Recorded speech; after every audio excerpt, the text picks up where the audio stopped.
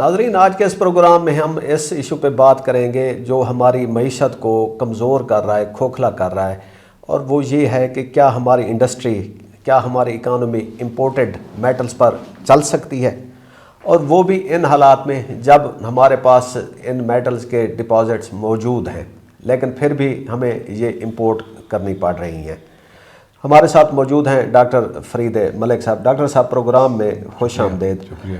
یہ ہم بڑے شروع سے سنتے آ رہے ہیں کہ جی پاکستان کے پاس وسائل کی کمی نہیں ہے، کہ ہمارے پاس تانبا ہے، لوہا ہے، گولڈ ہے، ہر قسم کی فیروکروم ہے، ہر چیز ہے، ہر چیز ہے، لیکن پھر بھی ہمیں اپنی انڈسٹری کو چلانے کے لیے جو میٹل ہے وہ امپورٹ کرنی پڑتی ہے، تو ایسا کیوں ہے؟ دیکھیں جی، یہ میں عام طور پہ پاکستان کا جو ترقی کا سفر ہے، اس کو عام طور پہ میں ویریس فیزز میں ڈیوائڈ کرتا ہوں۔ ایک فیز تھا پہلے چند سالوں کا، یعنی 47 سے 58 کا۔ اس فیز میں سارے ادارے بن چکے تھے 58 اکتوبر سے پہلے، اور وہ ادارے جو تھے وہ نیشنل ڈیولپمنٹ کے لیے، سیلف ریلائنس کے لیے، جس میں PCSAR بھی تھا، اٹامک انرجی کمیشن بھی تھا، PIDC بھی تھی، وابڈا بھی تھا، یہ سارے ادارے بن گئے تھے کہ ہم نے کس طرح ایک فریم ورک ڈیولپمنٹ کا تیار کرنا ہے۔ پھر آتا ہے 58 کا مارشل لاء، اور 58 سے 69 کا جو پیریڈ تھا، اس میں یہ جو سارا ہوم ورک تھا 11 سال کا، وہ اس کو ڈائیورٹ کر دیا گیا۔ Instead of building on that, انہوں نے اس کو ڈائیورٹ کیا۔ نیشنل انٹرسٹ جو ہیں وہ پیچھے چلے گئے، اور ویسٹڈ انٹرسٹ، انڈیویجول انٹرسٹ، اور وہ کوئک ڈیولپمنٹ، قرضے، وہ انڈسٹریز لگائی گئیں جن جو بیسک انڈسٹریلائزیشن نہیں ہوئی۔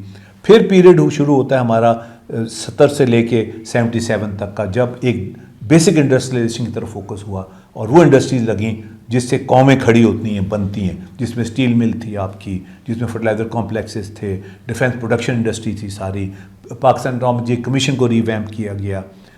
تو یہ سارا جو ہے، یہ پھر وہ 77 تک وہ بات چلی۔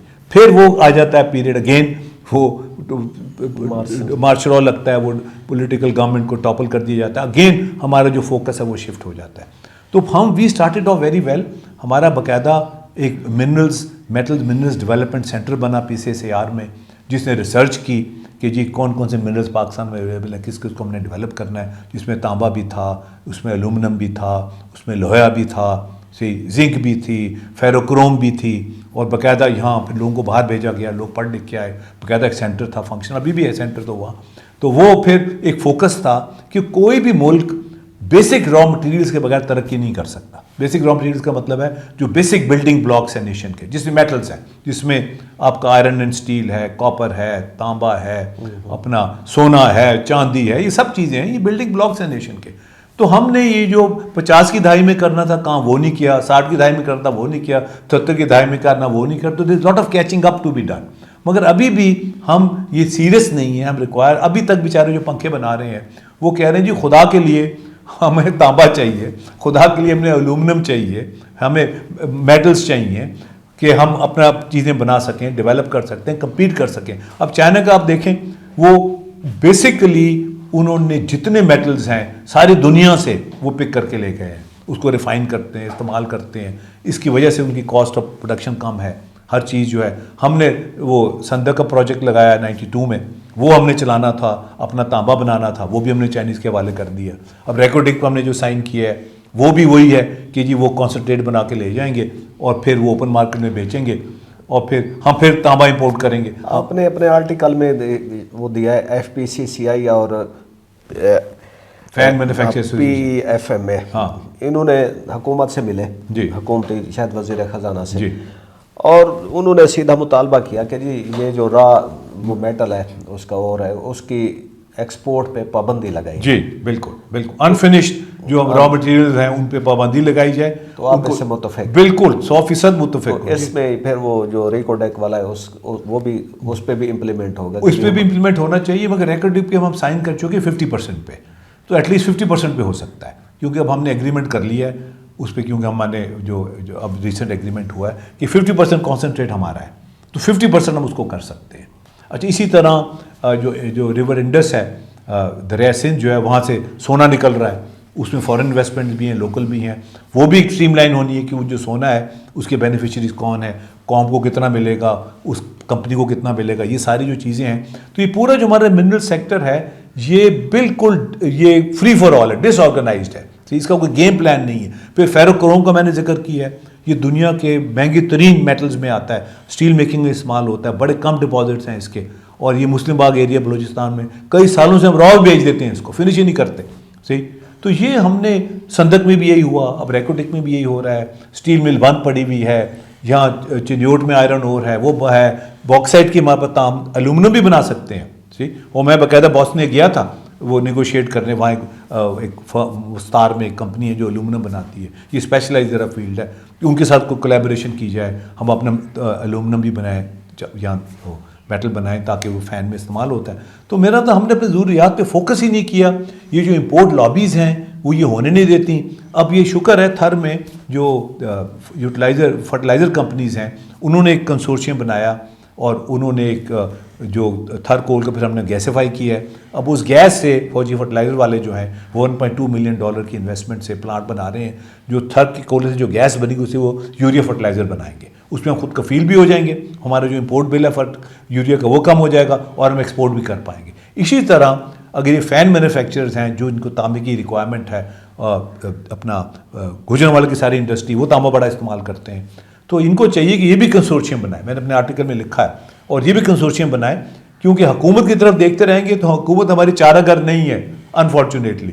اگر یہ حکومت کی طرف دیکھتے رہیں گے تو یہ بیچارے روتے ہی رہیں گے. نہیں تو یہ ان کو کیا کرنا چاہیے؟ ان کو چاہیے کنسورشیم بنائیں اور یہ ایک مل کے یہ پولنگ کریں اور کوئی پلانٹ بنانے کی طرف جائیں. صحیح. اور یہ تانبے کا ریفائننگ کریں، ریسائکلنگ کریں سائنٹیفک اس پہ بیسس پہ.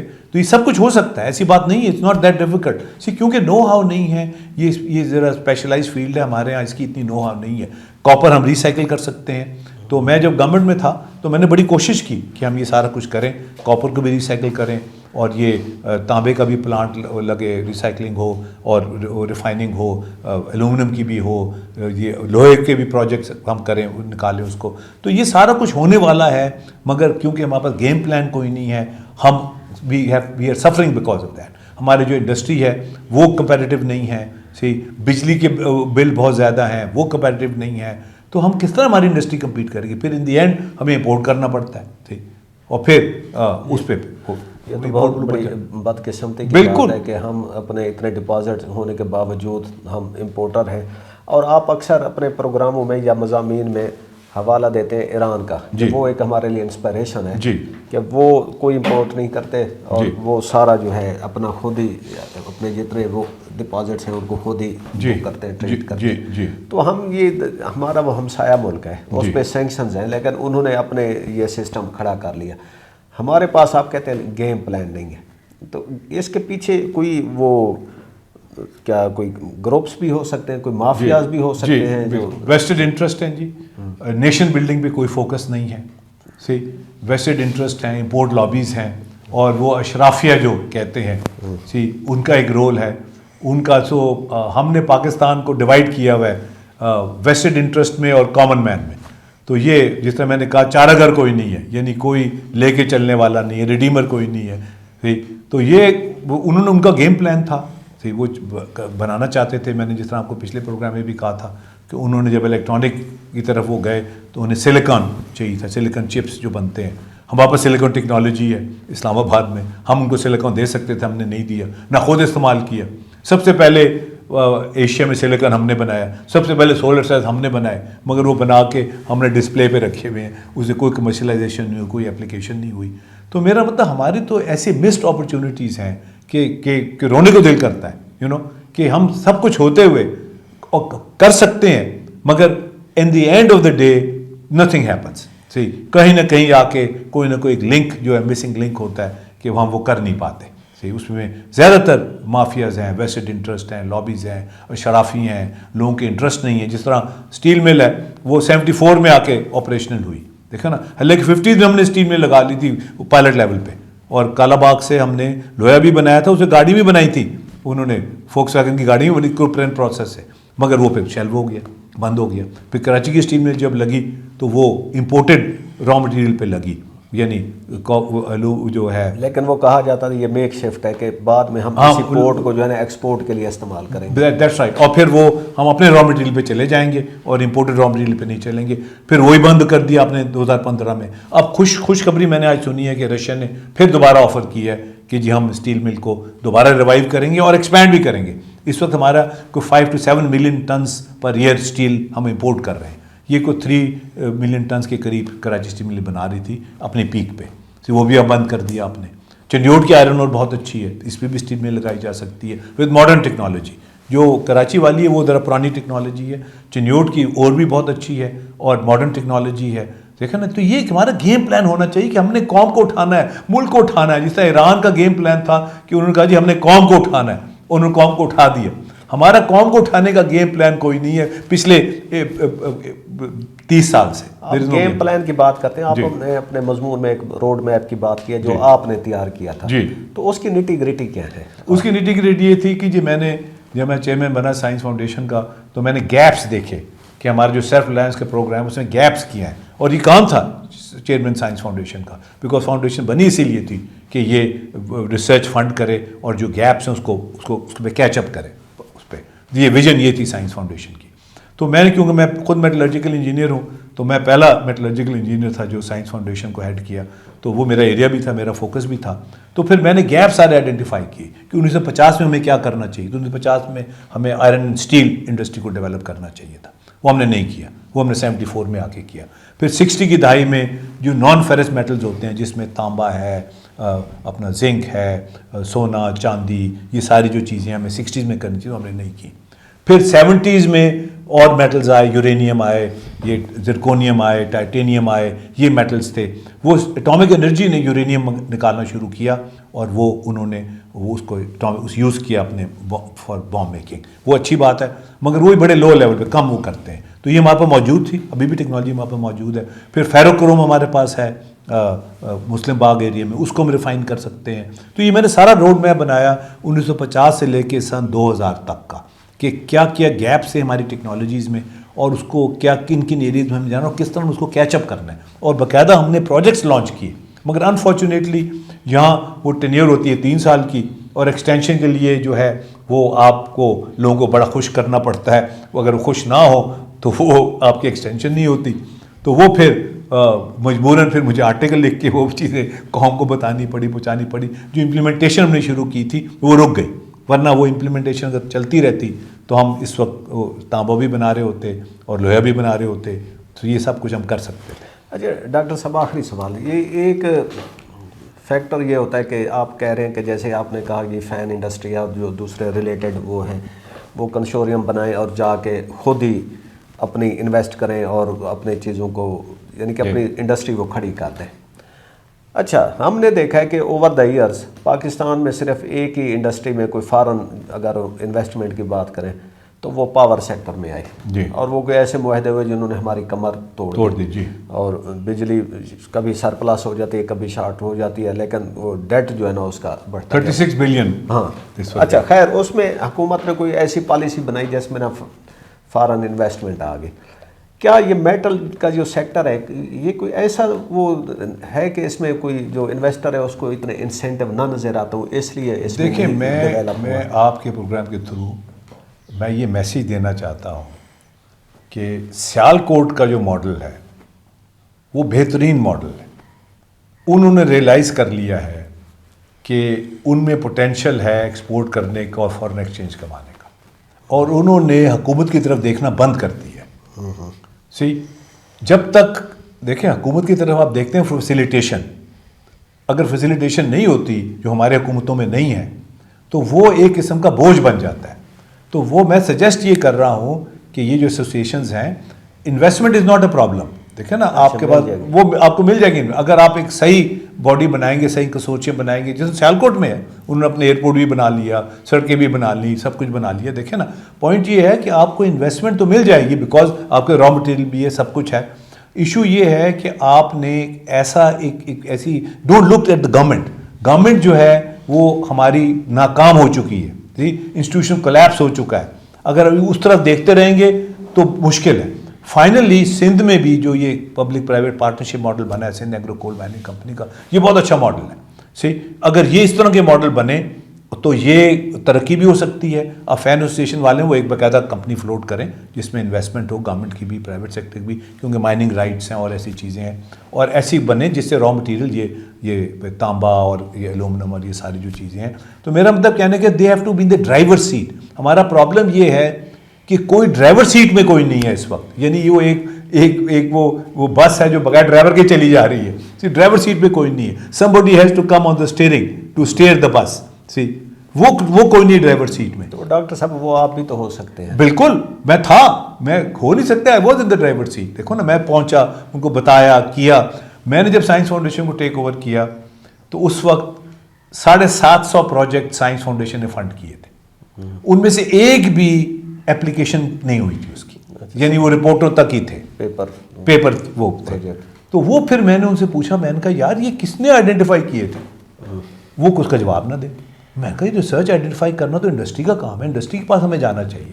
میں نے کہا آپ جو ریسرچ ہم کریں گے فنڈ وہ انڈسٹری سے پوچھ کے کریں گے, وہ کیا چاہتے ہیں, ان کو کیا ہیلپ چاہیے, ہم نے فیسیلیٹیٹ کرنا ہے, انہوں نے لگانا ہے, انہوں نے چلانا ہے. ہم فیسیلیٹیٹ کریں گے, ہم انویسٹمنٹ کریں گے, ریسرچر کو پیسے دیں گے کہ وہ ریسرچ کرے جس سے عام آدمی کو فائدہ پہنچے, کمرشل پروڈکٹس بنے, چیزیں مارکیٹ میں آئیں. یہ بڑا ضروری ہے کہ مارکیٹ ڈریون ریسرچ ہونی چاہیے.